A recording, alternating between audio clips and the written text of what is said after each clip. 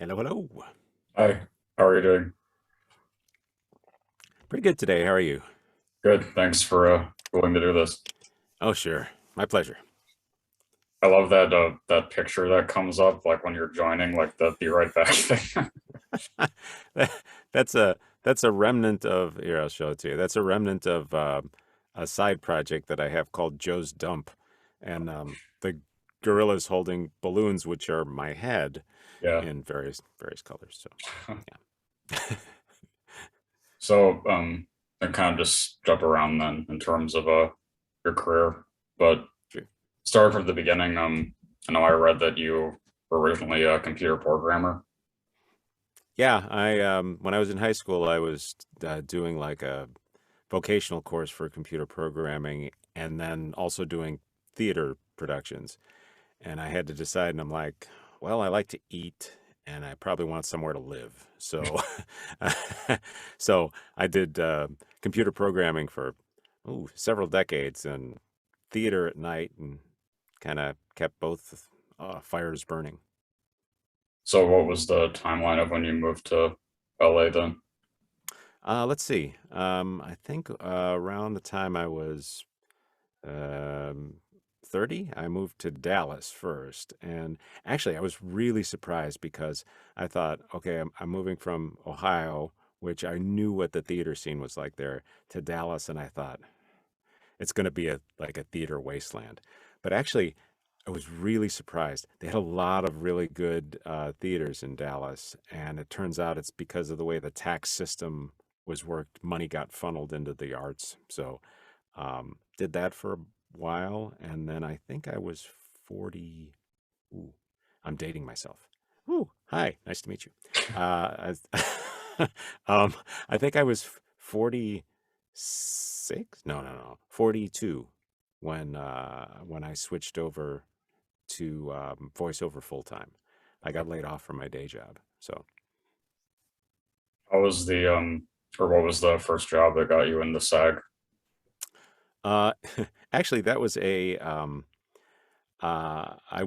I won a contest, which is how I got into SAG. Oh, Um, the, there was there was an open contest for looking for voices for Marvel Ultimate Alliance, oh, and yeah, initially they opened up one role for men and one role for women.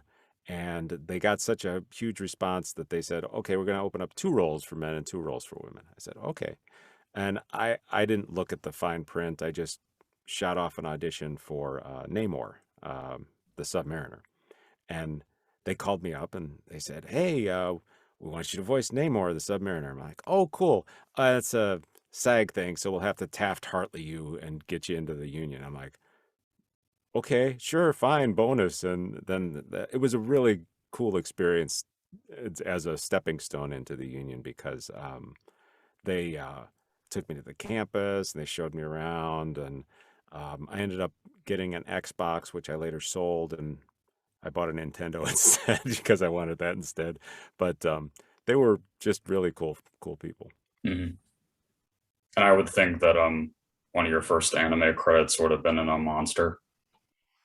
Uh, I think that was first chronologically, but I think my first anime ones were might have been Bleach. I think Okay. Bleach may have been my first ones, but it's really it gets confusing because they always in IMDb it's always the date the Japanese came out, Right.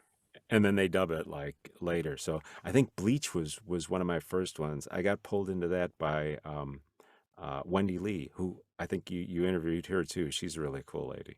Um, and she had directed me in some in one of the Tales games, Oh yeah. and said, "Hey, we got some evil old guy." And I said, I'm not old yet." She said, "Ah, you can handle it." so so yeah, I played a Sawatari. He's a guy who old ancient guy who rode a giant wooden fish, which Hmm. thought was really funny.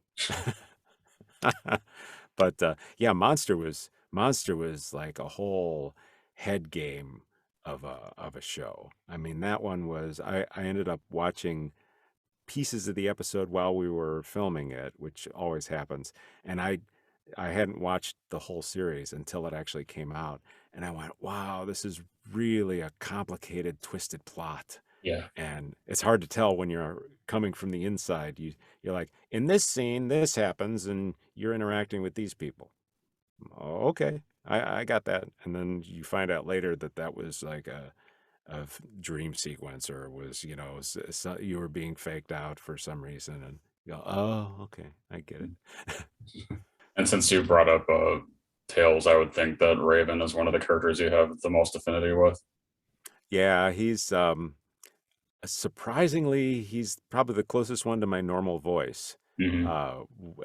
with just a bit of snark, which actually my wife would say I have a bit of snark all the time. So it's probably just me. But yeah, he was one where they recorded, I think it was like eight, it was either seven, eight, or nine really long sessions, like 4 hour sessions. There's a ton of dialogue in that Hmm. thing. And when it first it was Tales of Vesperia got released, it was Xbox only in Japan.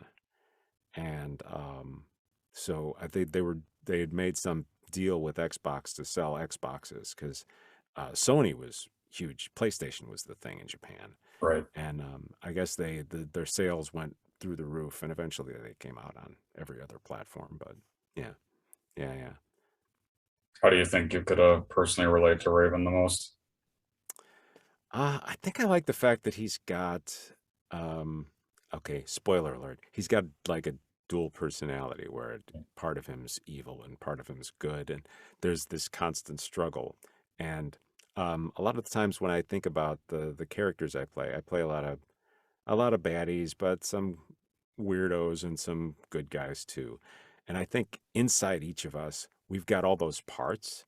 And part of the fun for me is I get to play with those pieces mentally without getting arrested. So Mhm. that's a plus. Uh, I know it would have been probably like further down the line, but Nobunaga and Hunter x Hunter.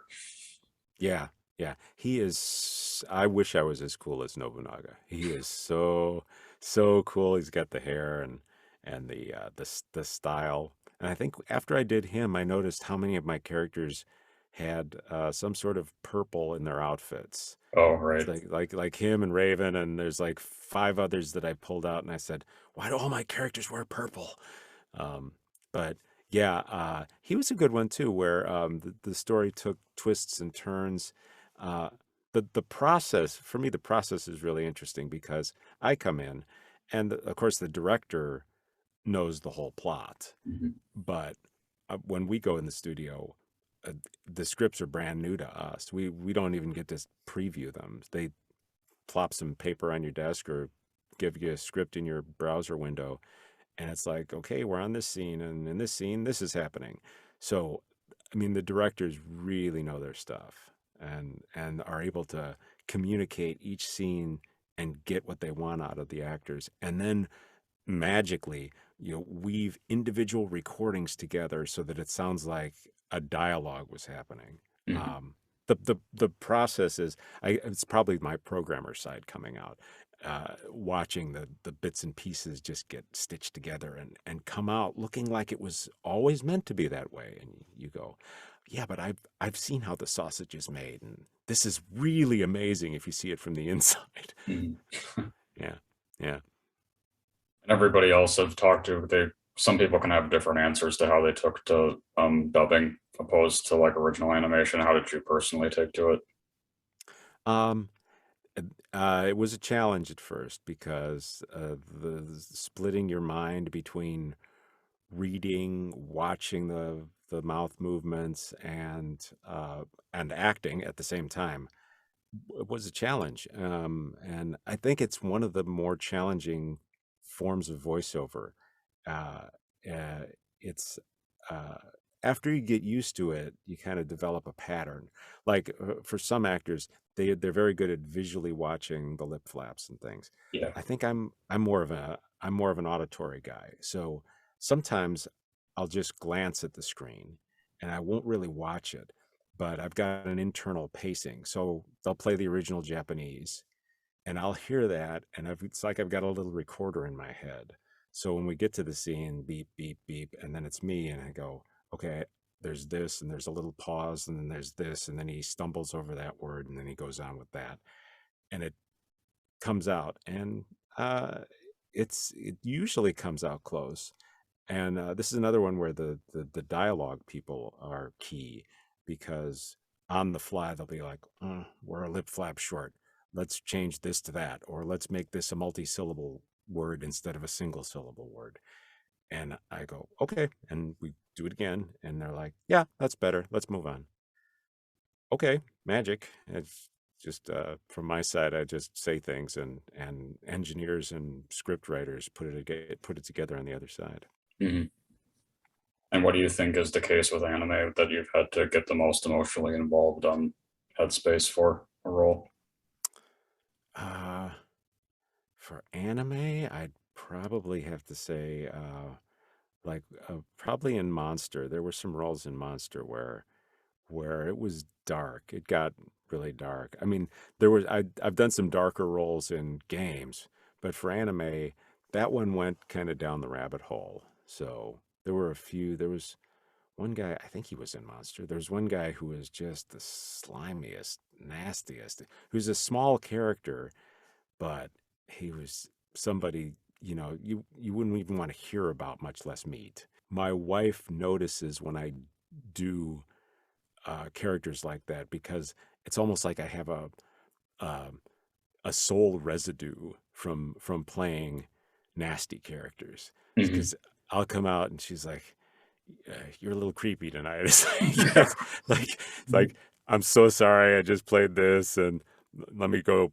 mentally shower or whatever it takes to get that off me. She actually really liked it when I was doing Raven because it's probably because it's close enough to me, Hmm. and she's liked other characters, some of my stage characters where the character was really kind and nice, and she'll come back and go, "Why can't you be more like that?" It's like, well, I'm acting, and that's not how I am. What about like with the same question outside of anime then? Is there something beyond Monster that was even darker? Yeah, there was one. What was it? Third Birthday. It was a video game, and the studio that was producing it wanted to get extremely close to the delivery from the Japanese. And in Japanese, there's kind of that um, creepy hentai kind of feel to some characters where you go, okay, that's normal for the society, but he is kind of creepy.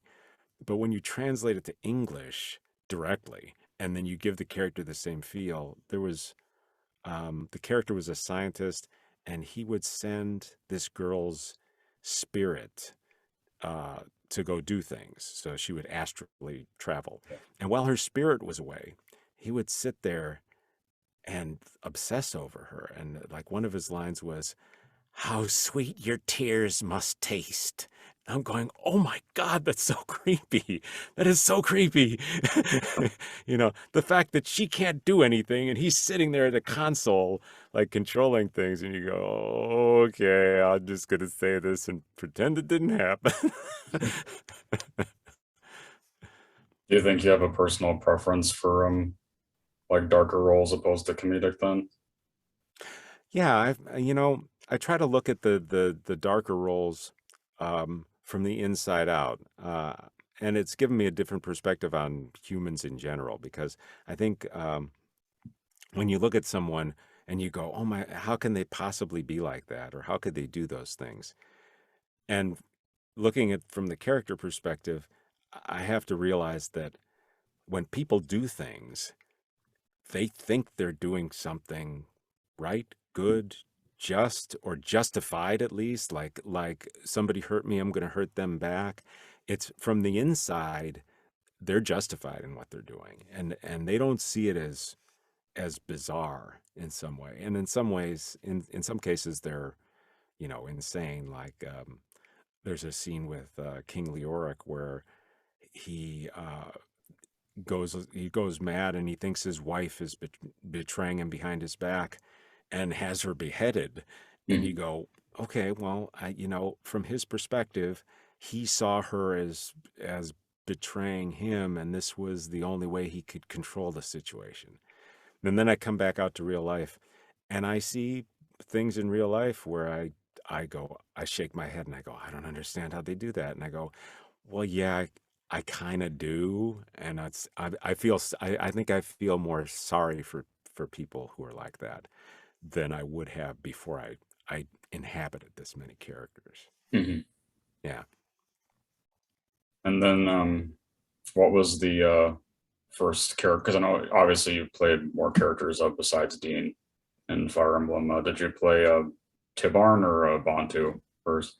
yeah. I did Tibarn, and it's funny because sometimes these roles come and go, and I go, wait, did I play? Yeah, I played Tibarn. I think Tibarn was first, and uh uh did you say Ubuntu, I think Yeah. was another one, and then I think there was one other somewhere in Fire Emblem, but I think Tibarn and Deen ended up being like the fan favorites. So they've been brought back a couple times, and I gotta say, gamers and fans are phenomenal. Like, half the time, I wouldn't know stuff comes out except somebody tags me in a post and goes, "Hey, Dean's out." I'm like, "Oh, cool! I did that a couple months ago, and I can talk about it now." Or they data scrape the voices from it, and I go, "Oh, this is how it came out when it was finally processed, and here's the nice dialogue between characters." And it's amazing how much the people who play the games and watch the anime have helped me with my career indirectly, just Mhm. because they love it, and then I pick up the stuff and I go, "Thank you. This is exactly what I was looking for." So, And how did you because I know obviously the voices for them are kind of all sort of different and nuanced. Do you remember like how you came up with that? they a lot of times these two are through Cup of Tea. That's Right. the production company, and they sometimes bring you in for auditions, and they'll give you an image of the person and a short description of what they think, and then they'll call you in, and they actually direct their auditions. So, um, the engineer will say, "Okay, give us your take on it." So I'll give them something, and they'll go, "Could you go a little deeper and less emotion?" And so I think it was Dean who ended up with the less emotion. He was just this cool kind of gravelly kind of character who's somewhere in here. Once I find the placement, then they save all those things, and if they cast me for it, I come back in and they play the original reference, and my voice and head goes to the place that it needs to, and the rest of the lines come out the same, um, or the same character. And sometimes I drift, which is normal. I mean, when you're just reading for hours, they'll go, play that original Dean reference. It's like, okay, go back to that, and then Mhm. reset.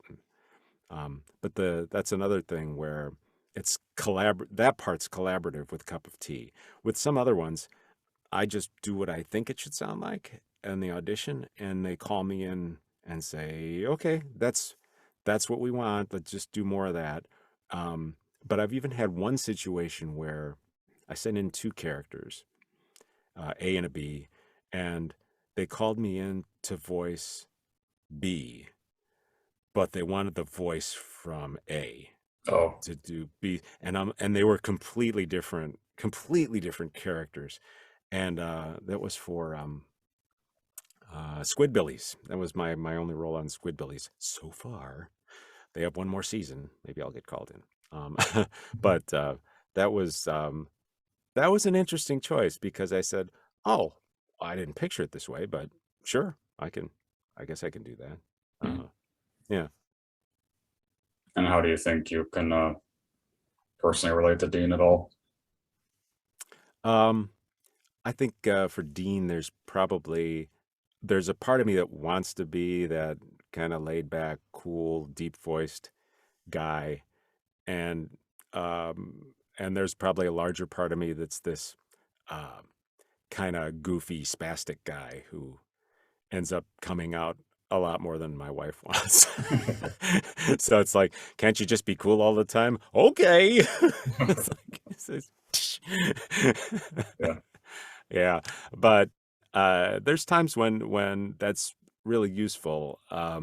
I find myself drifting that way when I deal with things like, being on hold with customer service for a really long time. I try to maintain that cool tone, and eventually I go a little psychotic if they've really poked the bear, so to speak. Is there any kind of favorite line for Dean that sticks out that you can remember? Hmm. Nah, I can't recall one. Excuse me. My agent's calling. No, he's not. It's an important call. I have to take this. Uh, spam. Um, no, I don't think there's a line that sticks out for Dean. It's for some characters, there's like lines that really linger, and for others, the character itself is there, but the lines just kind of, it's like standing in a river. The lines kind of flow past you, and once they're past, they're behind you. And then it's, of course, that's another one where it's interesting to see which lines the fans and the gamers pick up on, or latch onto. What was Bendy and the Ink Machine? There was insane guy who designed carnival rides called Bertram, and people loved one of his lines, and they kept playing it, and I went, "Oh yeah, that is a pretty good line," but it for some reason it didn't stick with me. The thing about me and games, uh, I tend to like the simpler games because I end up dying a lot, Oh, and so if the game's easy enough to play, I'll play it. But I was apparently not born with gamer's thumbs. So if there's any complexity to the game whatsoever, I end up playing things like uh, what was it? Did you ever play Super Hot? It's a it's a first person shooter game, but it's the action only moves when you move. oh no. So yeah, so as you move, other things move. So you can like get out of the way of bullets, you can fire your gun and then move, and then it replays the whole sequence real time when you're Oh, done. So it looks like you're James Bond at the yeah. end, but you don't have to actually do that. I played when I played Diablo 3 the first couple times, I'm like, well, I guess the goal of this game is to keep ending up in the graveyard and coming back. Just that's not the goal. Yeah. And on the topic of original animation, what is the most like memorable project that you've been a part of, do you think? I'd love to do more original animation, but I think the one that I liked the best was uh, Sammy, which is I played a lobster named Lulu. Lulu has three voices, one for the left claw, one for the right claw, and one for the mouth. And they're all different. And they're all kind of one's like a drill sergeant, and the other's like a, well, you gotta do this, and the third one is like a slow moronic kind of voice. But during the taping, they're like, "Do you want to do these separately?" I'm like, "Nah, I'll just do them as they come." And so they'd have like, left claw, right claw, mouth, and I'd just be reading and flipping voices. So that was a ton of fun to do. And then they actually premiered that one in a theater with everybody there. So Oh, it was fun to get to watch it live. They called me back for a couple other movies that they made, Bigfoot Family, and a couple of those. Those were fun. I'd love for if you know anybody who's got connections, put me in a series. I'm ready. I'm ready to be the next SpongeBob, but with some sort of a mental defect like this. But what do you think is the case where you've had to alter your voice the most significantly for something? Hmm. Ooh, that's a good question. I'm famous for being a yodeling pickle and be okay, that's a strange story. So if you see the chicken behind me, Yeah. uh, I won a yodeling contest on the internet, and the prize was 100 rubber chickens. So I at one point I had 100 of those. I've scattered them across studios in the LA area, um, and my voice, the yodel in a pickle. So it's like a electronic pickle. You press it and it yodels. Well, I didn't know how to yodel before I entered the contest, and but I knew how to sing. So I went to there's a site called yodelcourse.org, and they have 10 free yodel lessons. So I took the 10 free yodel lessons. I came up with the yodel, and they stuck it in the pickle. And since then, it's been like Weird Al posted about it on Twitter. It's been on Good Morning America with Hoda Lee and Kathy Lee and Hoda. George Takei reviewed it on Amazon, and I go, how much could this pickle do for me? Gorillas, the band, took it and made a track out of it for one of their albums. Wow. So and you know, I got a bunch of rubber chickens out of it, so I can't. But the yodel was like, hilly day dee holado dee, which was a stretch because I'm usually in the lower range of my voice. This is going back to anime Durarara. Oh yeah, yeah. That was the reporter guy, right? Yeah, Shuji. Yeah, yeah. And man, I'll tell you the biggest surprise for me is they called me in after like the first, I think the end of the first season, spoiler alert, end of the first season, I get hit by like one of the main bad guys with a car door. Hmm. And I'm like, well, that's the end of him. And then he shows up in the hospital in the next season. And I went, oh, I get to play, I get to play Shuji a bit more. He was really cool. He was a very, like a real guy in in a strange situation. And I think I like that about him. There was nothing over the top about him. He was the concerned father for his daughter, and the reporter piece of him came in, but a lot of it was just real human emotion. Hmm. Yeah, it brought me back to some of my like stage acting kind of days. Hmm. And I'm sure it had to have been really cool to be Professor Oak, especially in Pokemon. Yeah, yeah, that was that was a hoot. Uh, I listened to some of the earlier renditions from other actors, and I went, you know who this sounds like? This sounds like a physics professor I used to watch on TV. And the physics professor was in Canada, but they played it on US television. And his name was Jolias Samnamilla. And he really talked like that. And what made him interesting to watch was he would do things like he'd hold up a beaker and he'd go, "Yeah, I have in my hand a beaker. It's empty. No, no, it's full of air." You're like, okay, I like the way you work. So he was kind of that vein with with bits and pieces of earlier Professor Oaks. And do you have a particular like favorite director that you like in terms of like anime stuff that you like to work with? Ooh. Uh, I'd probably have to say Wendy Lee's probably tops for anime. Um, Close second, Tony Oliver. Mhm. He's fantastic. They both really dig in and know the heart of the material before you ever before I ever set foot in the door. They've put in what seems like decades worth of experience into knowing the property, um, which helps immensely with the process. Mhm.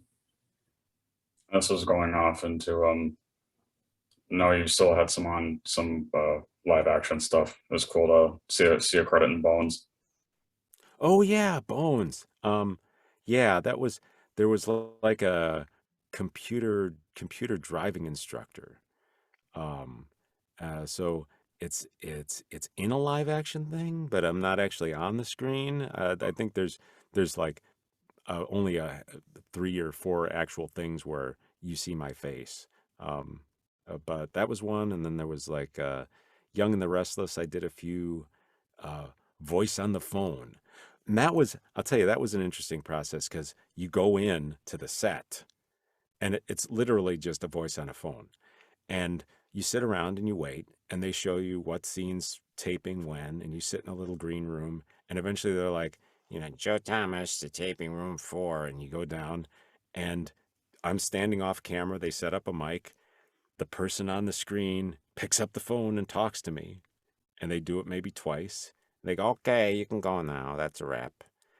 And I go, wow, okay. Well, it was really interesting to watch the whole process. Don't feel like I had to be here for it, but probably could have just sent you an MP3 with a few takes and you could have been fine. But if that's how you guys do it. Yeah. What about with Hero Mask?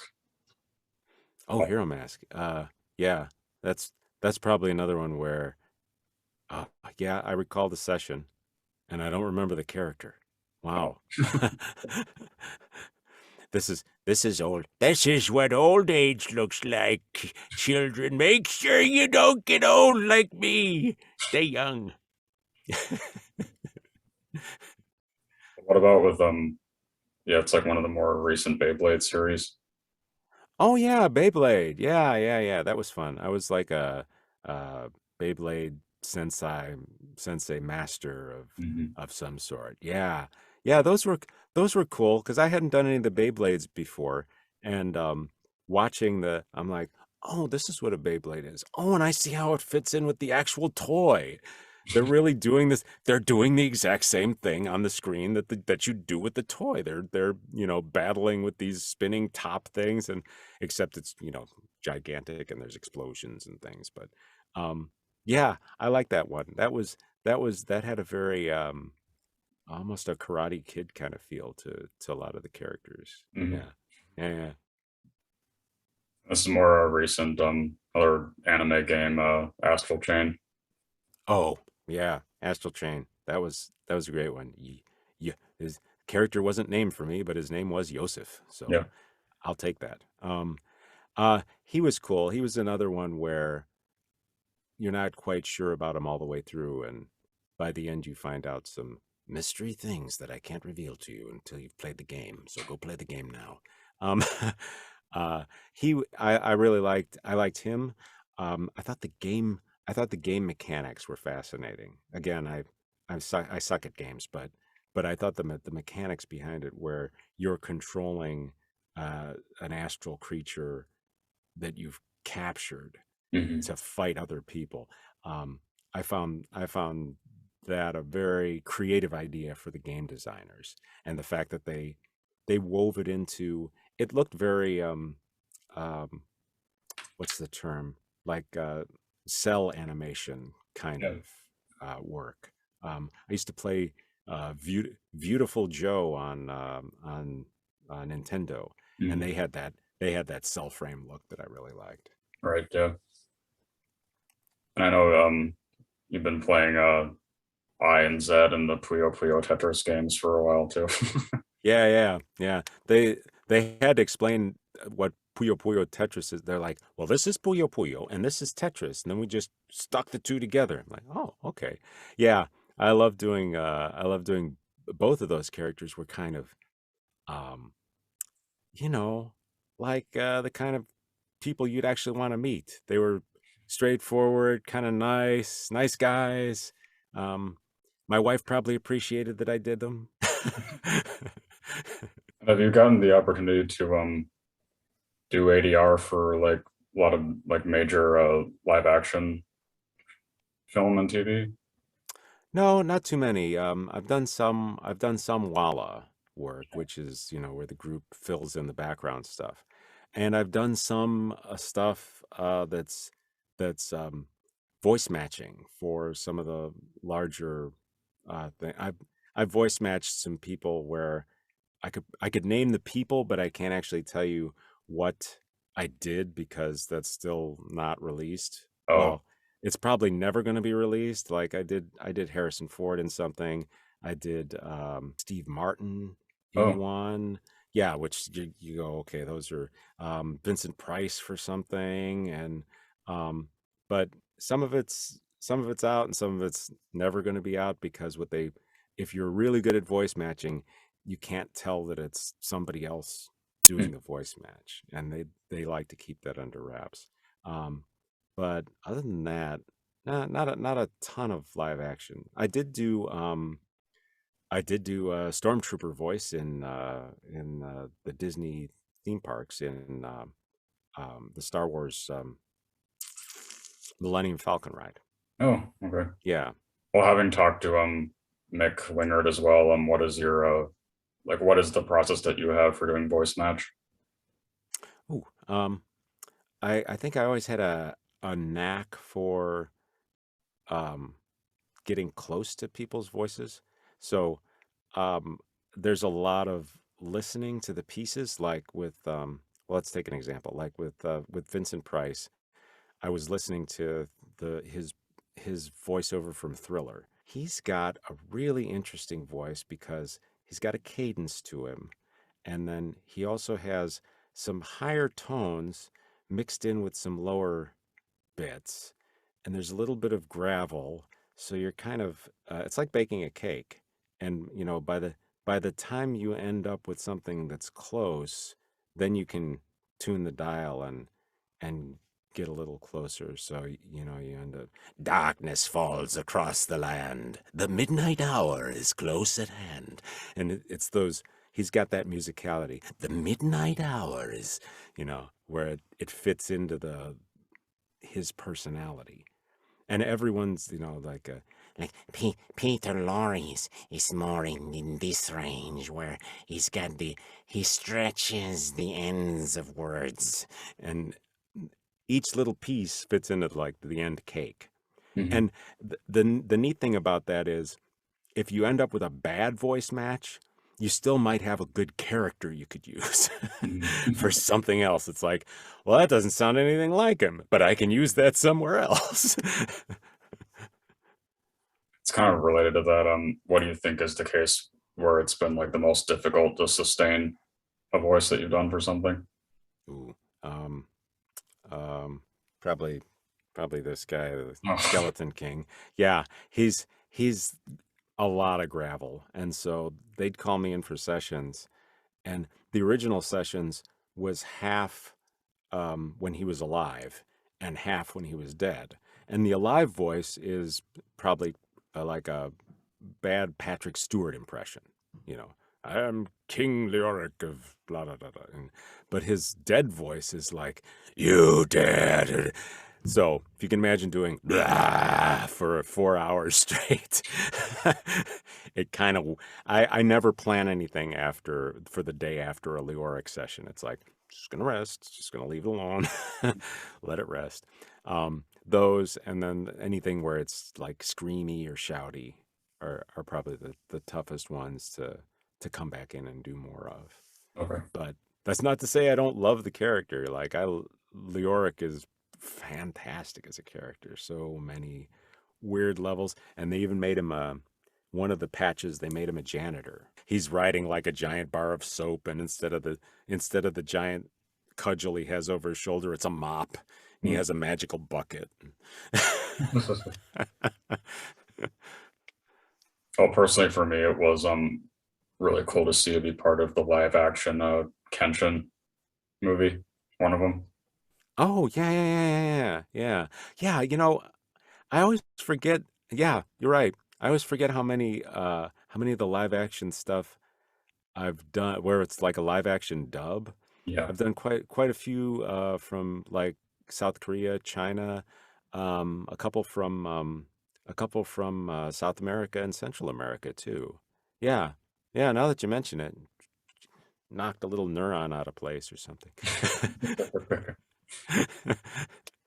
So is there anything else that's upcoming that you can safely talk about that you're part of? Uh, no. No. um, I on the side I do comedy songs or parody songs, which sometimes they're on the Dr. Demento show, which if you're familiar with Okay. Doc, yeah, it's where Weird Al got his start. So some of them have been on Dr. Demento, some of them are on The Fump, which is the Funny Music Project. So I think tomorrow I have one coming out that's about Edith Piaf's nose. So, Okay. so there's something to look forward to. But all that stuff, I years ago when I was completely bored because this was back when the market crashed in 2008, 2009, and everybody's job was down. And my wife's like, you got to do something with all this creative energy. So I created Joe's Dump, which is like a mental dump of anything creative that comes into my head.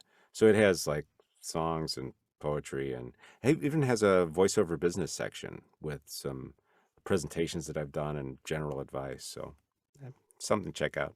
Okay. And my final question is always asking, what do you want your legacy to be? Ooh. Uh, Thousands of children playing my game and mocking my voice. Actually, that's not a bad one. I think I'd like that. I'd Okay. like I'd like if I'd like if people just remember one or two character voices and go, "Yeah, that guy was cool. I'm going to visit his grave and pee on it." Or not. Yeah, you can just wave as you pass by and go, "Good job, man. Loved your voice." And the Fire Emblem Heroes subreddit, is there something that you could say to them in Dean's voice? Thanks for playing. I really enjoy every time you push that joystick, if you know what I mean. Well, thanks. This was really fun for me. No, thank you, Sahut. In fact, I was gonna watch a few of your other ones. I started watching Wendy's and gosh, who else? I started somebody else's, so you probably have a new subscriber here shortly. Oh, thank you. Yeah, it Sure was fun. thing. I'm not sure if you even knew, but it was cool with Wendy because she was talking about like long time, like she was a groupie for like Van Halen and stuff, like back when she was in high school. Yeah, I'm constantly surprised by her background. Like Yeah. she used to be a dancer, and and how she got from A to B to C, and she's still like very into the she loves nature, and she loves the planet, and she's very committed to like a holistic mentality about the world, and it's refreshing. You go in and she's just like a real person who happens to be concerned about things. Well, thanks. Yeah, it was really really funny for me. Sure thing. Okay, Thanks a lot. bye. Bye.